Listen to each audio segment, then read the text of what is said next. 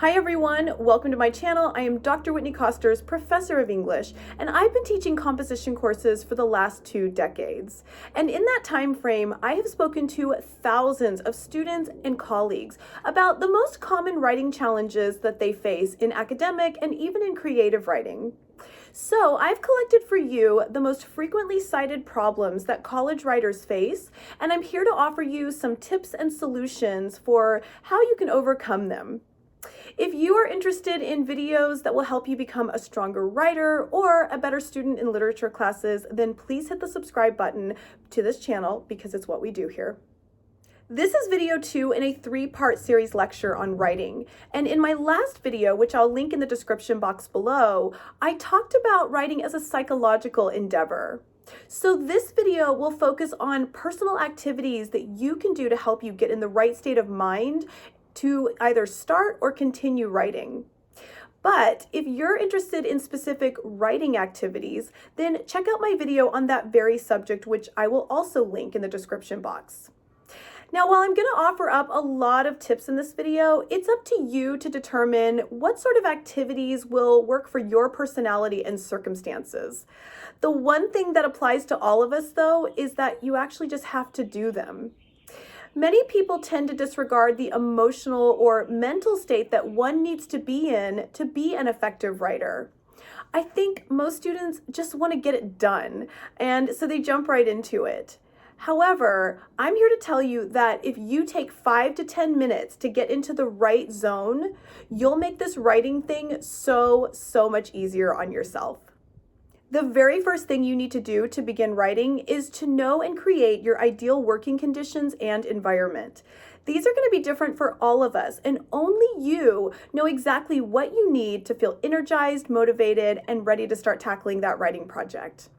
For me, I need a quiet space. I'm not someone who can work in a coffee shop, for instance. I want my espresso and lemon water and my comfy sweats.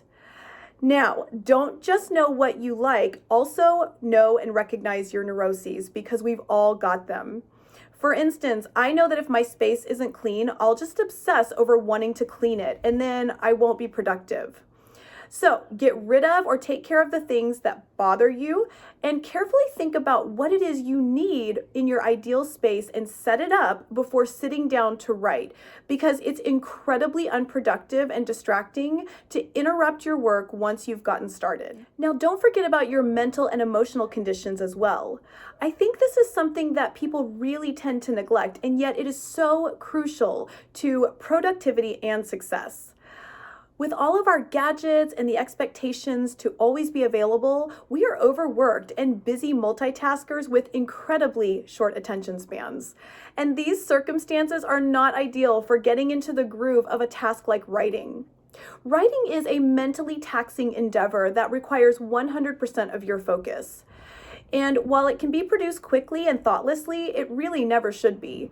So you've got to find a way to shift your brain from whatever space it's in to one that's conducive to productivity. Maybe you need music or background noise. An app like Focus at Will can actually customize music for your brain to help you be extra productive. Or perhaps you need to take some deep breaths, do yoga, or meditate for a minute to get into the right headspace. For some people, it's making a cup of tea or getting a pesky task out of the way so it won't be on their mind while they're working. Whatever it is, find the mental groove before you sit down to write.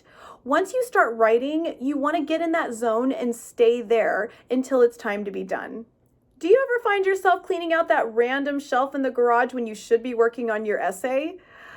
Basically, do you manage to find everything else that you need or want to do instead of starting on that paper?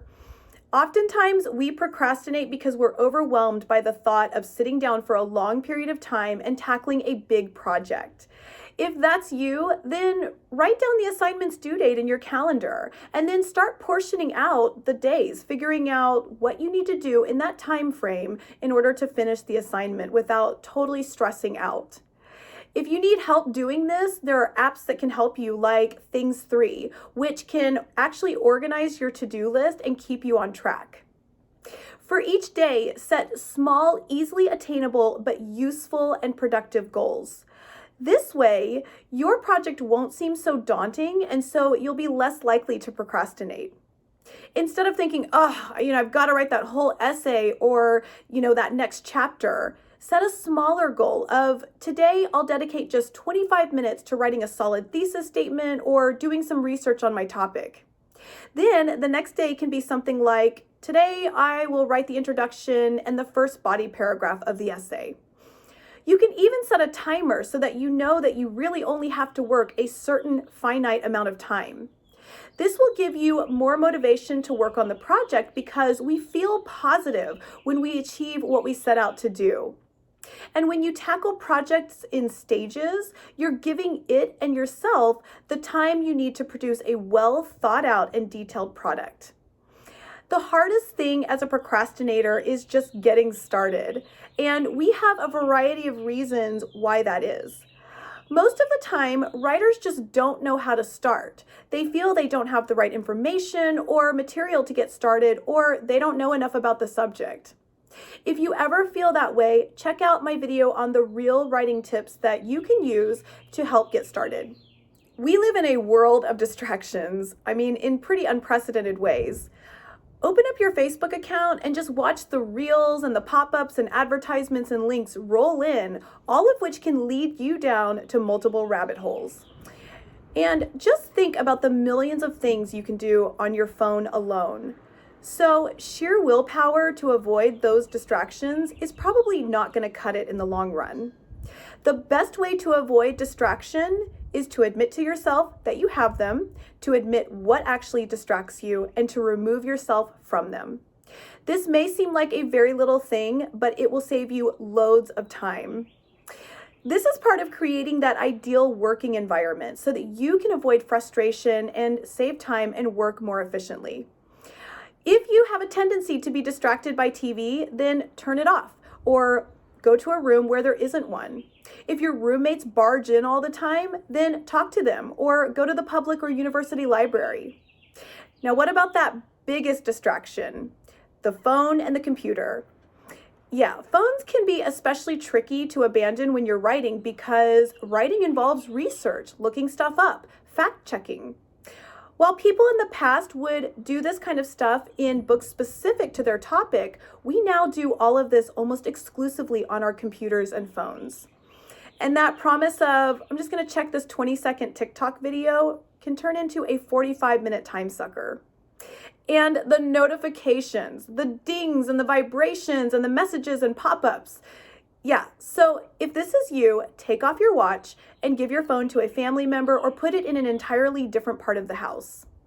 If you really just can't part with your phone, or if you're using a laptop to write your project, then put it in airplane mode. And if that's not going to work for you, make sure you close all unnecessary apps on your computer or download one of the many apps that will actually keep you focused by locking you out of the apps and websites that are your kryptonite. Some good apps that will help keep you focused are Focused at Will, which I've mentioned already, Rescue Time, Forest, App Block, and Leech Block. And I'll actually link an article on some of these apps below in the description box so that you can find the best one that will work for you. I can tell you that when I was writing my 200-page dissertation, I faced a number of struggles, primarily maintaining my motivation. It took me a couple of years to write, so you can imagine just how challenging it was to maintain inspiration to finish. It's easy to get annoyed with a writing project, especially if you're being forced to write about something that you have no interest in at all. So how do you inspire that motivation to keep on going? By treating yourself to the little things. Yes, reward yourself with whatever it is that you want, within reason, of course. Before you begin working, write down a small but challenging goal and how you will treat yourself after achieving it. So if I write 2 pages of the essay today, then I can take a nap or watch 30 minutes of Netflix, or I can zone out on Instagram or get a latte. Make it fun and personally satisfying for yourself. Give yourself the space to feel proud, but be mindful that you don't set yourself up for failure. Don't create these unrealistic goals like, I'm going to write 25 pages in the next hour. you're only going to feel disappointed and demotivated that you didn't achieve your goal. And remember, don't reward yourself until you actually complete every part of the task that you set yourself out to achieve. It doesn't work if you don't follow your own rules. One thing I can't emphasize enough is that writing is a revisionary process. What I mean is that writing is an activity that shouldn't and cannot effectively be done in one sitting. Now, don't misunderstand me. Can you write an essay in one sitting? Absolutely, but it's definitely not going to be as good or strong as it can and should be.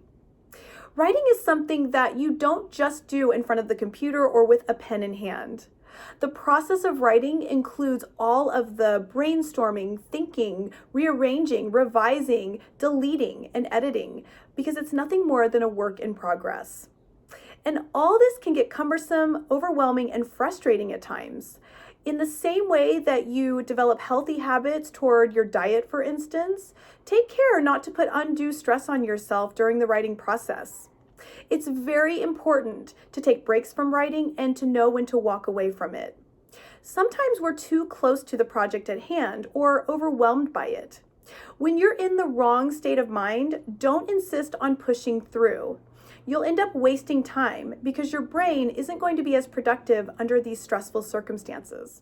Walking away for a minute or even a whole day is so important for your body and brain to regroup so that you can approach your essay with a fresh perspective in the future. But if you choose to procrastinate, then you rob yourself of all of these steps that are so crucial to successful and less stressful writing. I hope you will find these tips useful in your own writing experiences. In the comment section below, please share with us some of the psychological or emotional barriers that you face with writing and what sort of activities you use to overcome them. Let's help each other out, because the thing about writing is that we all have to do it, no matter our profession or our circumstances in life, and we all need help with it at some point or another. But you can't just be all zen with a great working environment to succeed at writing. Now you actually have to write. So in the next video, I'm going to discuss some real writing activities that you can use to address problems like writer's block, getting started, organizing, and generating ideas. Be sure to check that out, and I will see you there.